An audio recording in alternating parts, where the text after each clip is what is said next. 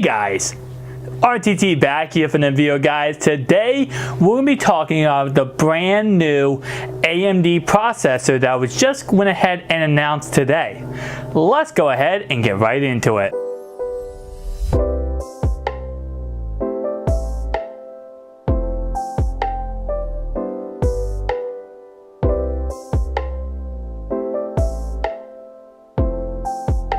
Alright guys, so yesterday AMD has officially announced the Zen 3 architecture, which will land later this year. Now of course this will also go ahead and coincide with the launch of Big Navi, which we know will be a direct competitor to Intel's 30 series graphics cards. Now the price tag is very nicely around $700. We should see it come in line exactly with the 3080's graphics cards. But let's go ahead and talk about AMD. The Zen 3 will go ahead and power all the brand new next generation chips that AMD does release. So of course this is a big update in AMD's case. Now what the beautiful thing about this new update is Zen 3 is pretty much just taking everything that was good with Zen 2 and then going ahead and improving and increasing that and making it even better, which is awesome for us as consumers to be able to get a very good price and actually get an upgrade.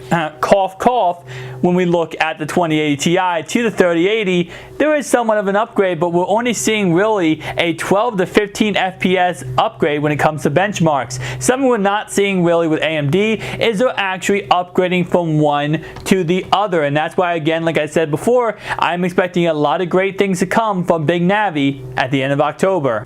Now looking at the four different type of processors we do have, we have the Ryzen 9 5950X, we of course have the Ryzen 9 5900X, and then we have the Ryzen 7 5800X, and finally we have the Ryzen 5 5600X. Now when it comes to price tags, we can see on the screen what they're looking like. The top of the line will come in around $799. Now the next one we have here is around $549, $449, and $299. So what we are seeing really with all these companies is that they're releasing very affordable cards, very affordable processors, like we saw with the 30 series. All we're seeing with AMD here is that these are price tags where they're not insanely crazy that the average consumer cannot buy. Now we saw that crazy price tag with of course the 20 series with the 2080 Ti being around $1,200 and then the 3090 being around $1,500.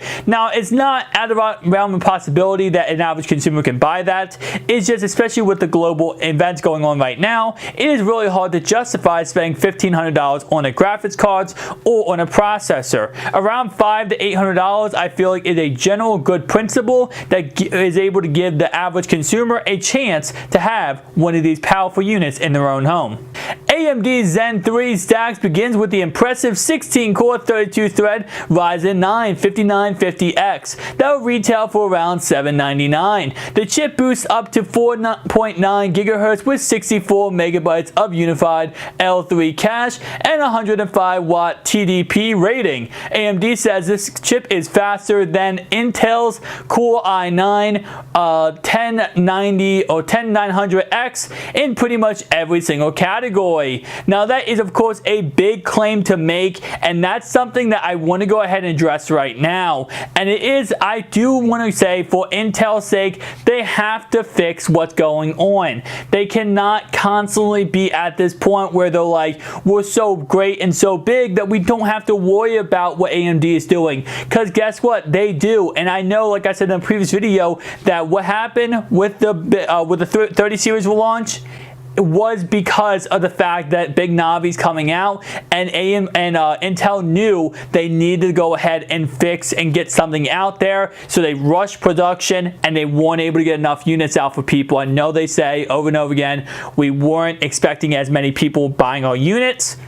You guys are the big dogs. You and AMD are the big dogs. You guys definitely knew there would be a high demand for the 30 series graphics cards. So what's the summary of this? Well, here's a summary of everything we learned today. First off, 1080p gaming performance, they're the leader of it, okay? We learned that today. We learned with the Zen 3 that they are going to be next level when it comes to gaming. We also learned that the Ryzen 9, 7, and 5 models, we learned about them releasing today, or not releasing today, but information releasing today, and then releasing later in this year. We learned about the prices, and we learned about their specs and details. Of course, from 6T, 12T up to 1632T, of course, same optimized process as the Ryzen XT models. Also, Zen 3 micro architecture delivered 19% IPC improvements, 24% gen-on-gen power efficiency improvements, 2.8 times better than the 10900X Intel CPU. Now, again, we don't know anything yet, right? That's the beautiful thing about a PC and, technology is at the moment, we just know what they're telling us, but we won't know until we get these CPUs in the store, in the actual hands of us, and we can benchmark them. And that's the thing that's kind of cool about the Intel 30 series, is that when they came out, it was like, oh my God, this is so powerful. People started benchmarking these GPUs and finding out they're powerful, all right, but they're not worth the money it is to upgrade to get that power. And that's something I'm interested in seeing what ends up happening with the AMD line is, are they going to be as powerful as they are meant to be, or they're shown to be, right? That's something we're going to see later on down the line when they do release to the general public. No bundle cooler with Ryzen 9 and Ryzen models. Drop in compatibility with AM4 sockets. No chemset motherboards launch, and current gen 500 series motherboards work now. Beta supports 400 series motherboards and begins in January 2021. So guys, that's all that we learned today from the stream.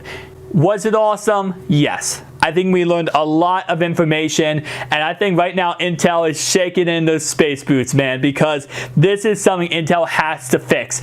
If they want to be the top dog again, they have to be at this moment where they have to fix what's going on, and I'll definitely say I'm excited to see this because, guys, the only way you get better technology is if you have a little healthy competition, and the companies have to get better technology. Apple, no one has competition with Apple, so Apple's always the top dog. Alright guys, so that is it for this video. If you did enjoy it, make sure you hit the like and subscribe button down below if you want to see more tech videos, unboxing, reviews, all that kind of great stuff. But before you leave, you got two videos on the screen, one here and one here. Make sure you go ahead and click on one of the videos. This one, as you can see my finger right here, this is actually YouTube suggesting you should watch this video, and this is my either most recent video or the video I suggest you should watch. So make sure you go ahead and click on one of them.